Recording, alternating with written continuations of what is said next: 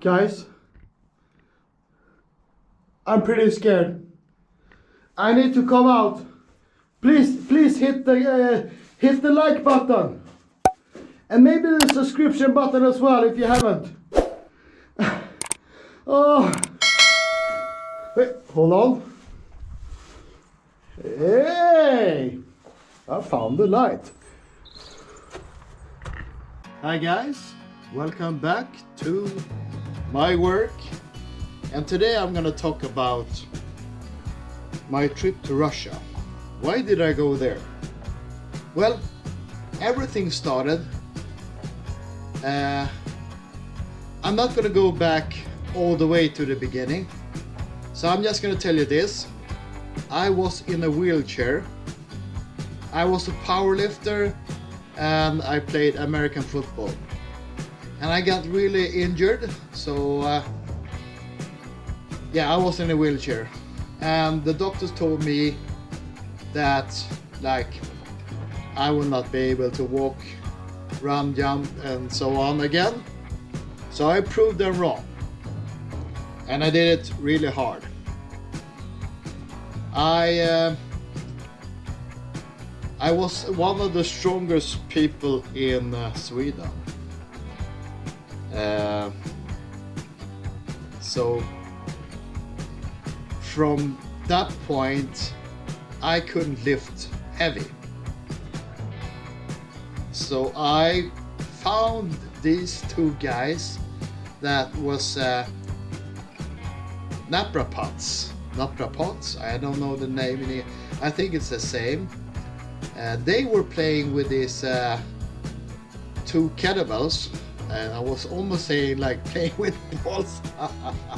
Well, I don't have anything here. I don't have any kettlebells. I don't have anything left, and I'm gonna tell you that very soon. So they were like training with this.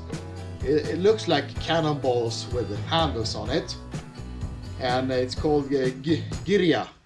It's from Russia, and it's an old training session. It's actually from powerlifting, but it's more like an endurance training.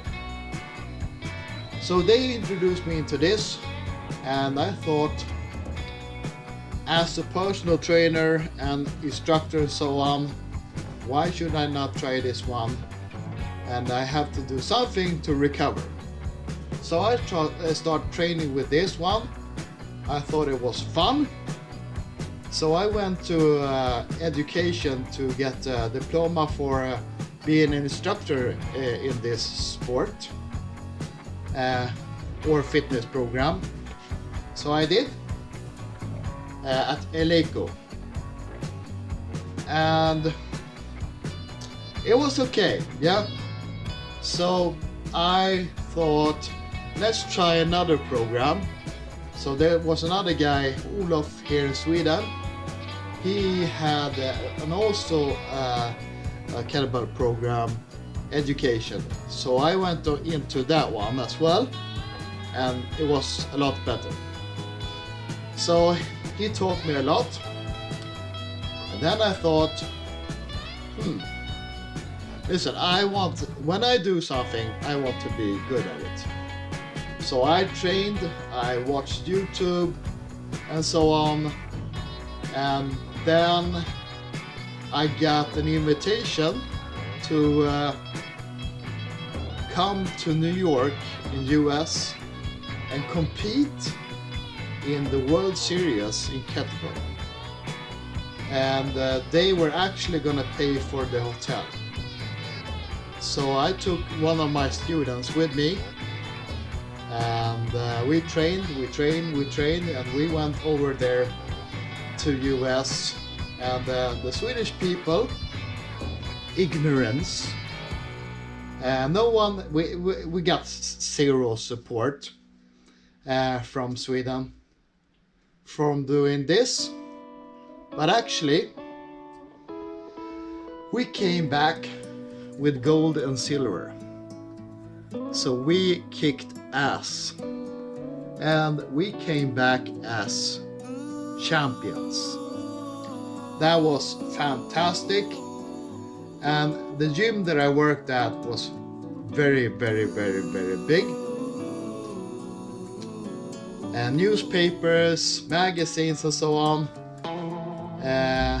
they were hunting us to get interviews for this. And also we got invited to fairs to show other gyms and so on. So this is the point where everything took off from me. The guy from the wheelchair, the personal trainer, and started doing kettlebell, and was just walking, and then became a champion. So 1 year later, I was the manager of the Swedish team in kettlebell, the first Swedish competition in Sweden. So like the Swedish Masters. So I was the founder of that one, together with this guy Olof from Sparta. Hi Olof, if you see this. So that was pretty cool. So I was a pioneer here in Sweden. Okay. So then I'm doing this in one take, guys. After this, magazines and so on wanted to see more from me, and you know that I got a crazy brain. So and also I became the fitness manager of this gym, and also the personal trainer manager as well. And then I came up with a lot of new ideas to train, new training sessions, new group training sessions, and I was also a group training star. So I went to events, I was on big stages and so on. So I was pretty big in those days. It wasn't so long ago. So this is gonna be another story, but I'm just gonna tell you quick. I had my own gym. It was called Burka Gym, and we did something called Viking training, which I invented. So actually it was like CrossFit, but a bit different, because I added stuff that wasn't in CrossFit, but it's in CrossFit now. So I was ahead of that as well. And the fitness community, they're like snakes. So yeah, I got my peak, but then people came in, stole my ideas, stole my gym, and so on. But that's another story, guys, okay? And also my partner, a very nice guy from Poland that actually was a construction chief here in Sweden. He helped me out a lot. He was actually one of my clients in the beginning, and he helped me out. He built everything, set his men in to fix all my gyms that I had and so on. And yeah, he's a very nice guy. But then I moved here to this place where I'm at right now, and opened up the gym, and then no one know who I was, and no one know about this training. It's called functional training. So everyone walked into my gym and said, "Where are all the machines?" And we said, "We are the machines." Okay? Badass training. But then one day I had to close. And my heart went bad of this. Not bad in that way, but it was like my baby died. And yeah, I was like, I need to sell my gear, everything that I had. I'll show you guys pictures of the gym as well. And my partner, the guy, it was actually my gym, but he helped out a lot. He came to me and said, I have a buyer in Poland. And this guy was like, I really trusted him 100% because he was so nice. And he's been there like that for years. Helped me out with my kids, blah blah, and so on. So something snapped maybe. So he actually took the gym and vanished. Yeah, you know, you learn from your mistakes, but this was very strange for me. And hopefully if you see this, please just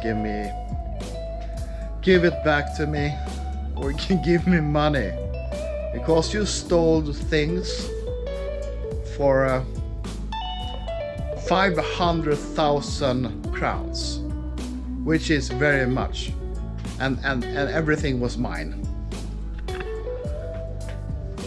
Okay, so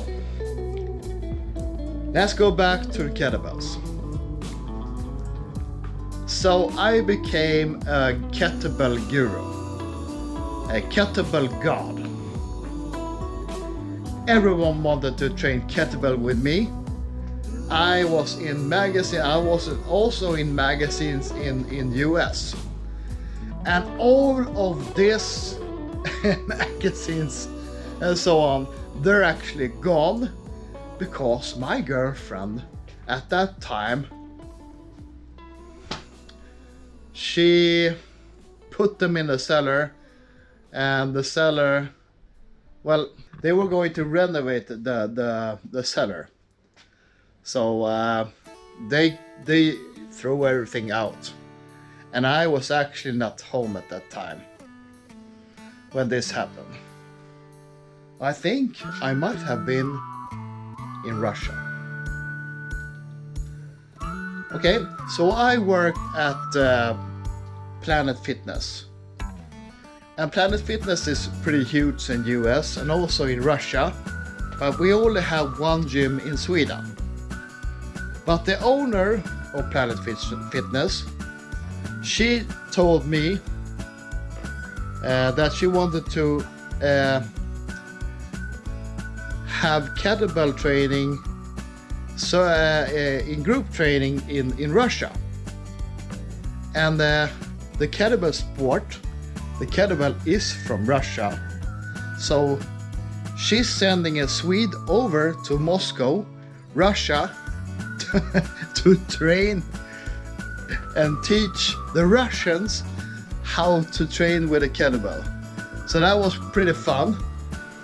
So I went to Moscow, and I had a driver. He came and picked me up.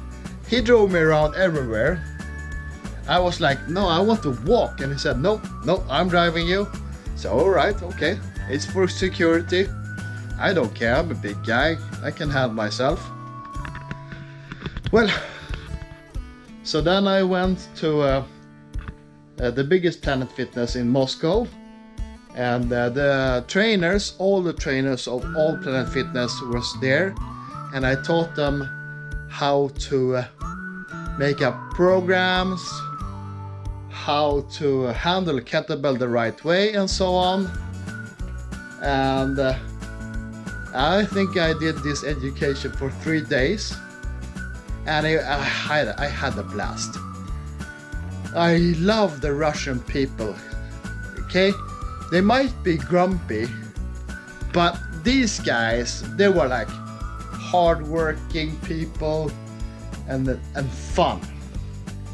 So no doubt I would like to go back again. If you guys see this, I love you guys.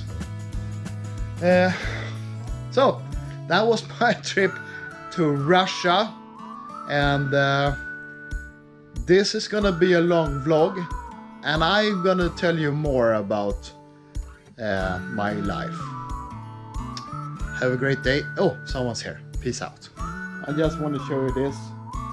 This was one of our t-shirts. Learn to suffer. So yeah, after this one happened with me and my gym and everything got stolen, I just quit. I quit training, and I just want to take a break from that one. And at that time I started doing YouTube. So here I am. Bye.